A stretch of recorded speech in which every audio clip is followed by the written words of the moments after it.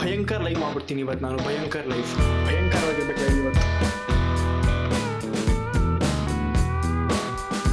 What happening? Wifi shit happening. ನಿದ್ದೆ ಮಾಡೋ ಟೈಮಲ್ಲಿ ಲೈವ್ ಸ್ಟ್ರೀಮ್ ಮಾಡ್ತಾ ಇದ್ದೀನಿ. ಯಾರು ಜಾಯ್ನ್ ಆಗ್ತಾರೋ ಆಗಿನೂ ವಿ ಗಾಟ್ 1 ಸಬ್ಸ್ಕ್ರೈಬರ್, 9 ಸಬ್ಸ್ಕ್ರೈಬರ್ಸ್. ನಾನ್ ಮಾಡಿರೋ 2 ಸ್ಟ್ರೀಮಲ್ಲಿ ಅದೇನ್ ಆಗಿದೋ ಇಲ್ವೋ ಗೊತ್ತಿಲ್ಲ, ಸಬ್ಸ್ಕ್ರೈಬರ್ಸ್ ಮಾತ್ರ ನೆಕ್ಸ್ಟ್ ಲೆವೆಲ್. ನೀವು ಏನೇ ಮಾಡಬೇಕು ಅನ್ಕೊಳ್ಳಿ, ನೀವು ಏನೇ ದೊಡ್ಡದಾಗಿ ಚಿಕ್ಕದಾಗಿ anything, if you want to do something, ನಿಮ್ಮ ಮನೆಯವರು ಅದಕ್ಕೆ ಸಪೋರ್ಟ್ ಮಾಡಿಲ್ಲ ಅಂದ್ರೆ ಲಿಟ್ರಲಿ ಏನು ಮಾಡೋಕ್ಕಾಗಲ್ಲ. ಬೀಯಿಂಗ್ ಆನೆಸ್ಟ್, ನಾನು ಈ ಥರ ಯೂಟ್ಯೂಬ್ ಮಾಡ್ತೀನಿ ಅಂತ ನಾನು 2023 ಹೇಳಿದಾಗ ನಮ್ಮ ಅಪ್ಪ ಆಗಿರ್ಬೋದು, ನಮ್ಮಮ್ಮ ಈಗಲೂ ಅಷ್ಟೇ, ನಮ್ಮಮ್ಮ ಹೇಳ್ತಿರ್ತಾರೆ, ನಿನ್ನ ವಿಡಿಯೋ ಅಪ್ಲೋಡ್ ಆಗಿದ ತಕ್ಷಣ ಫಸ್ಟ್ ಲೈಕ್ ನಾನು ಮಾಡ್ತೀನಿ ಅಂತ. ಕೆಲವೊಂದು ವಿಡಿಯೋ ಅಮ್ಮಂಗೆ ಇಷ್ಟ ಆಗುತ್ತೆ, ಕೆಲವೊಂದು ವಿಡಿಯೋ ಅಮ್ಮಂಗೆ ಇಷ್ಟ ಆಗಲ್ಲ. ಆಬ್ವಿಯಸ್ಲಿ ನಾನು ಮಾಡೋ ರಿವ್ಯೂಗಳು, ಬೈಕ್ ರಿವ್ಯೂ ಆಗಿರ್ಬೋದು, ಟೆಕ್ ವಿಡಿಯೋಸ್ ಆಗಿರ್ಬೋದು, ನಮ್ಮಂಗೆ ಅದೆಲ್ಲ ಇಷ್ಟ ಆಗಲ್ಲ. ನಮ್ಮಂಗೆ ಬ್ಲಾಗ್ಸ್ ಇಷ್ಟ. ನಾನು ಮಾಡೋ ಬ್ಲಾಗ್ಸ್, ಆಚೆ ಹೋಗೋದು ಬ್ಲಾಗ್ಸ್ ಮಾಡೋದು, ಅದನ್ನ ಸ್ಟೋರಿ ತರ ಹೇಳೋದು, ನಮಗೆ ಆ ಥರ ಇಷ್ಟ. ಸೊ ಆ ಥರ ವಿಡಿಯೋಗೆಲ್ಲ ನಮ್ಮ ಸಪೋರ್ಟ್ ಮಾಡ್ತಾರೆ. ನಮ್ಮ ಅಪ್ಪ ಅಂತ ಯಾವುದಕ್ಕೂ ಮಾಡಲ್ಲ.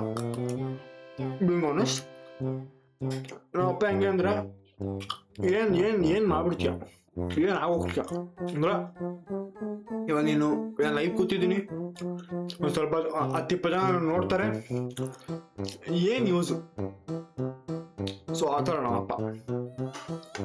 ಸೊ ಏನೇ ಇರ್ಲಿ, ಒಂದು ಸಪೋರ್ಟ್ ತುಂಬಾ ಮ್ಯಾಟರ್ ಆಗುತ್ತೆ. ನಾನು ಸುಮ್ಮನೆ ಲೈವ್ ಸ್ಟ್ರೀಮ್ ಮಾಡ್ತೀನಿ ಅಥವಾ ಯೂಟ್ಯೂಬ್ ಮಾಡ್ತೀನಿ, ದೊಡ್ಡ ಟೆಕ್ ಇನ್ಫ್ಲೂಯೆನ್ಸರ್ ಆಗ್ತೀನಿ, ದಬಾಕ್ತೀನಿ. ನೀವು ಏನ್ ಮಾಡ್ಬೇಕು ಅನ್ಕೊಂಡಿದೀರಾ, ನಿಮಗೆ ಕ್ಲಾರಿಟಿ ಇರ್ಬೇಕು ಫಸ್ಟ್. ನಾನು 4th ಅಲ್ಲಿದ್ದಾಗ, 4th ಸ್ಟ್ಯಾಂಡರ್ಡ್, ಸ್ಕೂಲ್ ಹೆಸರು ಬೇಡ, ಬಟ್ 4th ಸ್ಟ್ಯಾಂಡರ್ಡ್ ಇದ್ದಾಗ 3rd ಬೆಂಚಲ್ಲೋ 4th ಬೆಂಚಲ್ಲೋ ಐ ವಾಸ್ ಸಿಟ್ಟಿಂಗ್, ಉದ್ದ ಇದೆ ಅಂದ್ಬಿಟ್ಟು ಲಾಸ್ಟ್ ಒಳಗೆ ಕೂರಿಸ್ತಿದ್ರು. ಸೊ ಅಲ್ಲಿ ಕೂತಿದ್ದಾಗ ಬೇರೆ ಯೂಟ್ಯೂಬರ್ ನನಗಿಂತ ದೊಡ್ಡ ಇವಾಗ ಇನ್ನೂ ದೊಡ್ಡವರಾಗಿರ್ತಾರೆ ಅವರೆಲ್ಲ, ಆಬ್ವಿಯಸ್ಲಿ ಈಗಲೂ ಫಾಲೋ ಮಾಡ್ತೀನಿ, ಈಗಲೂ ಅವ್ರದ್ದು ಕಂಟೆಂಟ್ಸ್ ಎಲ್ಲ ನೋಡ್ತೀನಿ. ಆ ಏಜಲ್ಲಿ ನಾನು ಅವ್ರದ್ದು ನೋಡಿದಾಗ ನನ್ನ ತಲೆಗೆ ಅನಿಸ್ತಾ ಇತ್ತು, ನಾನು ಒಂದಿನ ಆ ಥರ ಮಾಡ್ಬೇಕಲ್ವಾ, ಆ ಥರ ಕುತ್ಕೋಬೇಕಲ್ವಾ, ಆ ಥರ ವಿಡಿಯೋಸ್ ಮಾಡ್ಬೇಕಲ್ವಾ, ಆ ಥರ ಮೈಕಿಗೆ ಕುತ್ಕೋಬೇಕಲ್ವಾ ಅಂತ. Today if I am holding this mic, talking ಬೇರೆ ಪ್ರೊಫೆಷ್ನಲ್ ಯೂಟ್ಯೂಬರ್ಸ್ ಥರ, ಅದೆಲ್ಲ ಒಂದು ಇನ್ಸ್ಪಿರೇಷನ್. ಅವರೇ ನನಗೆ ಇನ್ಸ್ಪಿರೇಷನ್. ನಾನು ಯಾರ್ಯಾರು ಕಂಟೆಂಟ್ ನೋಡ್ತೀನಿ, ಯಾರ್ಯಾರ್ದು ಫಾಲೋ ಮಾಡ್ತೀನಿ, ಏನು ಆ 4ನೇ ಕ್ಲಾಸ್ ಹುಡುಗ ಇವತ್ತು ಕುತ್ಕೊಂಡು ಲೈವ್ ಮಾಡ್ತಾ ಇದ್ದಾನೆ ಅಂದರೆ ತುಂಬಾ ಕಷ್ಟ ಇರುತ್ತೆ. ಲೈಕ್ ಸುಮ್ಮನೆ ಕುತ್ಕೊಂಡ್ಬಿಟ್ಟು ಏನೋ ಲೈವ್ ಸ್ಟ್ರೀಮ್ನ ಸೆಟ್ ಮಾಡೋದು ಎಷ್ಟು ಕಷ್ಟ ಅಂತ ಒಬ್ಬ ಯೂಟ್ಯೂಬರಿಗೆ ಗೊತ್ತಿರುತ್ತೆ. ಸುಮ್ಮನೆ ಕುತ್ಕೊಂಡು 2 ಅವರ್ 3 ಅವರ್ ಲೈವ್ ಸ್ಟ್ರೀಮ್ ಮಾಡಿ ಅದನ್ನು ನೋಡಿ ಅಂತ ಹೇಳೋದು ಒಂದ್ ಕಡೆ ಆದ್ರೆ, ಅದನ್ನ ಸೆಟ್ ಮಾಡೋದಿದೆಯಲ್ಲ, ನೆಕ್ಸ್ಟ್ ಲೆವೆಲ್ ಪ್ರಾಣ ಹಿಂಡುತ್ತದೆ. ನೋಡಿ ಎಷ್ಟು ಕ್ಲೀನ್ ಆಗಿ ಸೆಟ್ ಮಾಡಿದ್ದೆ, ಎಷ್ಟು ಪ್ರಾಪರ್ ಆಗಿ ಪ್ರೊಫೆಷನಲ್ ಆಗಿ ಸೆಟ್ ಮಾಡಿದ್ದೆ. ನನ್ನ ಮೈಕ್ ಆಗಿರ್ಬೋದು, ಔಟ್ಪುಟ್ ಆಗಿರ್ಬೋದು, ಇನ್ಪುಟ್ ಆಗಿರ್ಬೋದು, ಎಲ್ಲೂ ಪ್ರಾಬ್ಲಮ್ ಆಗ್ಬಾರ್ದು ಅಂದ್ಬಿಟ್ಟು ಎಷ್ಟು ಪ್ರಾಪರ್ ಆಗಿ ಮಾಡಿದ್ರು ಒಂದು ಚಿಕ್ಕ ವೈಫೈ ಪ್ರಾಬ್ಲಮ್ ಇಂದ ನೋಡಿ ಫಸ್ಟ್ ಸ್ಟಾರ್ಟ್ ಮಾಡಿದ ಲೈವ್ ಸ್ಟ್ರೀಮ್ ಕಟ್ಟೆ ಆಗೋಯ್ತು, ಡಿಸ್ಕನೆಕ್ಟೇ ಆಗೋಯ್ತು. ಅದಕ್ಕೋಸ್ಕರ ಈಗ ಬೇರೆ ಸ್ಟ್ರೀಮ್ ಸ್ಟಾರ್ಟ್ ಆಯ್ತು. ಆ ಥರ ಆಗುತ್ತೆ. ಲೈಕ್ ವಿ ಕೆನಾಟ್ ಅಂದ್ರೆ ಇಮ್ಯಾಜಿನ್ ಮಾಡೋಕ್ಕೂ ಆಗಲ್ಲ ಯಾವಾಗ ಏನಾಗುತ್ತೆ ಅಂತ. ಪ್ರತಿಯೊಂದು ಅನ್ಸರ್ಟೈನ್.